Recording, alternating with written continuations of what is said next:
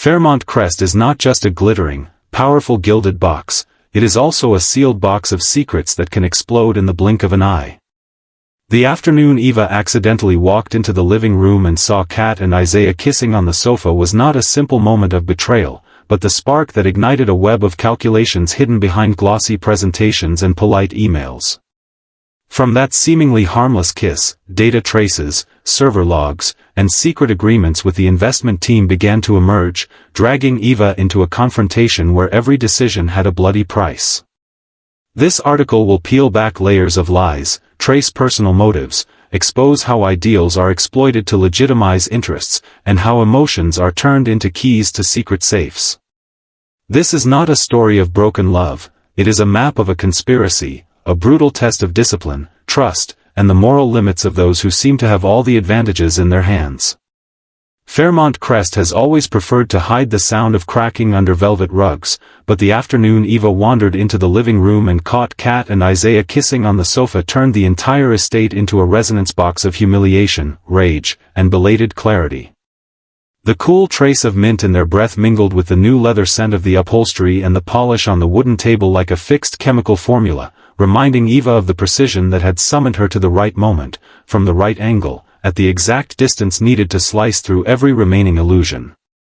The first shock wasn't the kiss, but the calm inside it, as if a long-standing pact between Kat and Isaiah had simply surfaced like a shipwreck rising from the dark, and in the split second when Eva stepped back, a palm to the cold wall, she understood the explosive secret wasn't just infidelity but a braided power architecture behind it. Kat wasn't a wanderer misled by a heartbeat, and Isaiah wasn't a man toppled by impulsive hunger. They were two levers pressed against the axle of Eva's life to snap a project, a reputation, a funding stream, a shield she needed against the pack of wolves baying outside the ornate gate. Kat had planted Isaiah on the advisory team for the community fund Eva oversaw, and the real secret lay in midnight data pulls, beneficiary lists cloned out of the server room, and an internal memo about strategic grants for the Southern Corridor diverted to Kat's partners before the coordinating meeting. The kiss was only an exclamation point, the true story was a tiered orchestra where Kat played the low register of calculation, Isaiah the high register of idealism as pretext, and Eva stood between them like a conductor whose score had been switched. Rage surged to Eva's throat and then sank like stone to her gut, because she knew any scream at that instant would reduce her to a supporting character who hadn't read the whole script. She retreated, locked herself in her office, and let anger thin into a film she stretched over her thoughts, keeping the veins at her temples from bursting. There were no accusations, no cups shattering, no cheap grappling scenes, only a cold audit she began that very night, combing log files, reconciling access times, summoning the head of information security with an email written entirely in arid technical terms. Outside, Fairmont Crest glowed like a theater. Inside, Eva extinguished every unnecessary light, compiled every instance Kat had borrowed server room keys under the pretext of an inspection, every appointment Isaiah had suddenly rescheduled, every email Kat sent with a shortened signature like a telltale of a plan sprinting for the finish line. She cracked open the black box in her head and asked why she had let trust function like a loose contract, why unsealed gaps had sprawled into wide lanes for others to will secrets through, why Kat's gentle gaze in last weekend's meeting had lulled the vigilance that used to be Eva's first weapon. Each question cut backward like a blade, and at the end of the chain waited a second secret Eva had to swallow. The beneficiary database contained sensitive medical statuses, addresses, and financial files, material which, if exposed, would place her fund at the eye of lawsuits and turn the vulnerable into targets for loan sharks and sham insurers. Kat and Isaiah hadn't merely stolen documents, they were shifting a historic boulder into the hands of people willing to sell it like a grotesque collectible. Eva's anger grew a structure, and that structure drove her down a road few choose. No pounding tables, no social media sirens, no pack-ally theatrics. She designed a maze of compliance. She separated the data into 3 layers. The first held enough proof to convince the board there had been intrusion and leakage. The second captured system logs that could be tethered directly to Isaiah's account. The third was the dirtiest, communications between Kat and a notorious property syndicate for whom struggling neighborhoods were spreadsheet variables in a covert land grab equation. The 3 layers aligned with 3 counterstrikes: save the system, drop the operative, expose the brain. But as her fingers skimmed the trackpad, a detail pricked straight through her chest. Most of Kat's logins came through a backup account issued while Eva was out courting donors.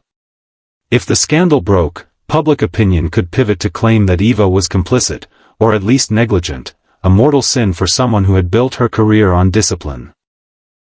Cornered, she clenched her jaw and distrusted even her own moral headings, wondering whether purity ever wins when the game's name is organized suspicion. Across the line, Kat wasn't a traitor drunk on triumph. She was an architect of fatigue, someone who had learned to seize the moment when a woman like Eva wears too many masks: advocate, manager, firefighter, public face. Kat saw a hairline crack in a webbed calendar and wedged in a precisely measured shim, promises of efficiency, offers to shoulder tasks Eva had no time to touch, an attentiveness calibrated to avoid suspicion. But Kat carried her own fissures, the feeling of being edged off round tables by brighter pedigrees, a family backdrop too thin, youth draining away like sand through a necked bottle, bills insisting that reason pawn its principles. The kiss on the sofa wasn't a thirst, it was a rite of enlistment. Kat lacquered Isaiah's complicity with something almost tender, cementing him as a link that wouldn't pull free if the structure fell. And Isaiah, with a diligent veneer and a long list of coursework, narrated himself a softer legend, that the goal was to protect the community faster than bureaucracy could, that offloading data to strong investors would shorten the road, that bending a few rules opened the gate to greater good, that the kiss was a metal pin to bravery. He sold himself a lovely story. Kat converted that story into currency. They raised their glasses at a table whose sheen Eva had paid to buff.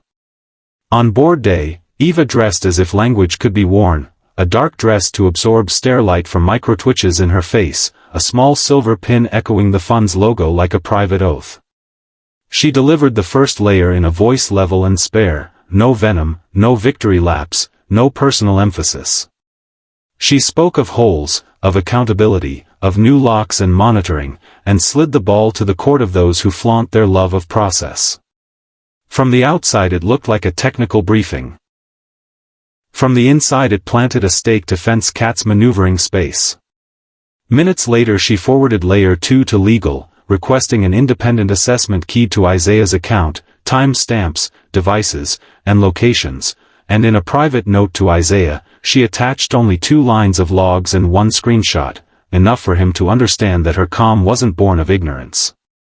No binding language, no exit ramp, just a mirror held to his real face. That night Isaiah vanished from internal group chats, switched his personal account to limited comments, and a request for a private meeting landed in the secretary's inbox. She did not answer. Morning brought a confirmation from legal. His access was frozen and pre-disciplinary files would be drafted. The opposition's first skid began in a chosen silence. Kat accelerated, like anyone who has bet big and sees the countdown clock flare red. She activated relationships groomed in mirrored elevators and long corridors, whispering about imbalances of power, about Eva's perfectionism clogging the pipes, about big visions that needed agile hands. She re-released an old deck on public, private, synergy, all gloss and flawless charts, like a face retouched within an inch of honesty. But in a week when the system wore audit tape, every link dead-ended, and every rumor was pulled into the vacuum of caution. Kat switched tactics, tugging on personal narrative to broker sympathy, staging old slights to frame herself as a target squeezed by a stale hierarchy. When those threads failed to draw anyone into her corner, she threw her ace, a revelation that a slice of the Southern Corridor's reserve fund had been parked in a cold wallet owned by a shell group, implying someone higher up had known and approved. The arrow flew straight at Eva, and for a very small instant Eva's heart truly stumbled. Not because she had something to hide, but because she knew once the story bent toward the supervisor colluded, she would become a political target no matter how razor-clean her technical evidence. Eva pressed the throttle. She cracked the 3rd layer, something she had hoped to hold back if the first 2 were enough to lock the board, but there was no dodging now. Layer 3 laid bare Kat's pipeline to investors queued to snap up parcels that would spike in value once public projects rolled out, emails lined with metaphors about bridges and shortcuts, after-hours dinners at a restaurant whose numbered desserts matched transaction tags. She sent the lot to an outside law firm to draft cease and desist and defamation claims, and to pave the way for financial crimes referrals if necessary. In internal memos she used only two phrases: protect beneficiaries' interests and defend institutional credibility. Each word a paving stone. At this point, Eva's anger was no longer a flare, it had become a propulsion module, burning the oxygen out of rooms where half-truths hang. Caught in the gale, Isaiah began to break. No space remained for self-soothing lore, the traces were too plain, the timestamps too tight, the devices too specific. He drifted toward Kat out of reflex, the reflex of a man searching for a shoulder in a crush, but that shoulder was on fire. From Eva's vantage, his collapse brought no pleasure, it carved deeper the fact that a person can lie to himself so long he mistakes catastrophe for awakening. Another request for a private meeting arrived. Eva still did not answer. Any meeting now would turn into a theater of feelings, and she had gone too far to back away from her architecture of discipline. The only place she allowed Isaiah to exist was in disciplinary documents and technical annexes. At the same time, she began a self-audit, not to take the fall for anyone else but to force herself to answer the questions she had ducked. Why she had let Kat come so close, why she had trusted loyalty performed for effect, why she had allowed her schedule to incubate a backup key for someone else to wield. The self-audit was a scalpel, and Eva held it steady while cutting herself open. Kat refused to lose. She courted a few blood-scent journalists. Drips appeared, hinting at shadow deals between public projects and dark money. Eva faced her hardest choice: countersue immediately and explode the story in open court, or keep strategic silence to shield beneficiaries from a media storm. She chose the second path, understanding that the scream of publicity could detonate exactly what she was protecting. Silence meant swallowing a fresh layer of insult. Social networks chewed her name to shreds, the board viewed her through the frosted glass of troublesome charts, and she herself grew so tired that at times she wanted to throw everything on the table and admit that even if she won in court, she'd still lose by having been fooled by counterfeit grace. Rage mixed with exhaustion, and exhaustion is fertile soil for bad choices. Eva recognized that and locked herself into a survival cadence: exercise before dawn, emails at fixed windows, non-negotiable white space where nobody could slip in with pleading and tears.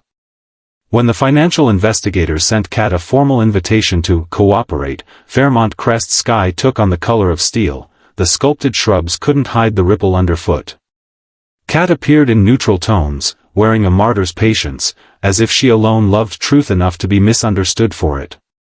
She thought she could finish the role, but the questions didn't need her answers, the attachments did the speaking with timestamps and routes.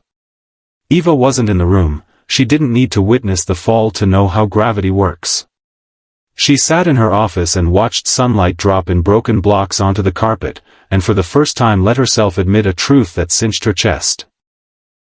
She would never again be the woman who had walked into that sofaed room before seeing the kiss. Some losses are permanent. The best she could do was turn that damage into armor rather than a stone tied to her neck. The story doesn't end with handcuffs, it rolls on inside the small decisions whose nature determines the long arc. Eva re-examined authorization protocols, shifted data governance to default zero trust, retrained staff, and rewrote codes of ethics into clauses that can be measured. She drew new lines with herself, rejecting both physical and mental compromises that blur public and private, stripping unjustified intimacies from the workplace. Each move was a slow swing of a pick, driving deep into ground Kat and Isaiah had tried to undermine. Inside, anger no longer blasted, it settled into a heat-holding ash. It no longer incinerated, it reminded. It warned her against every rash impulse exhaustion suggested. It made her answer honestly whenever the old arrogance sneaked back into her gait. After the theatrics ebbed, Kat faced the void where allies used to stand. The deft flee first, they don't wait for fire to catch a hem. Isaiah, who once believed himself leader of ideas, now carried the smell of cinders from a bad choice. he had no language left except page numbers attached to his name in internal appendices. The pair became ambulatory lessons, and Fairmont Crest, an enormous body long accustomed to indulgence, slowly relearned caution. The staged romance of rich people kisses thinned, replaced by dry self-reports and unpalatable trainings. No one thanked Eva out loud, no one likes being reminded they were asleep. Yet within that silence was the cool confirmation she needed more than applause. At the edge of all this, Eva set her palm on the cool table and felt the grain like a map relearned. She understood that the devastating secret wasn't merely Kat and Isaiah's relationship but a refined model of betrayal, one that uses idealism to wrap profit, uses feeling to launder guilt, uses a tender blink to cap a moral trash can. Faced with that model, she chose not to become a warped version of herself. She chose scalpel over sledgehammer, structure over scream, and short-term disgrace in order to secure, over the long term, a community tied to her name. The choice wasn't shocking, not dramatic enough for the masses, not addictive to headline hunters, but it formed a new gravity that made traitors miss their step. Her anger didn't resolve in a tidy finale, it became a reference frame for future decisions, a voiceless vow that no other sofa would ever be consecrated as an altar to gullibility. In a place like Fairmont Crest, where iron gates open and close like heartbeats, secrets never run out. But after that afternoon, Eva knew secrets could be turned into her instruments, not the other way around, and if, on some later day, another duo staged another kiss to veil another plan, the first sound they'd hear would be the control room's door snapping shut, not the scream of a woman pleading from the ruins.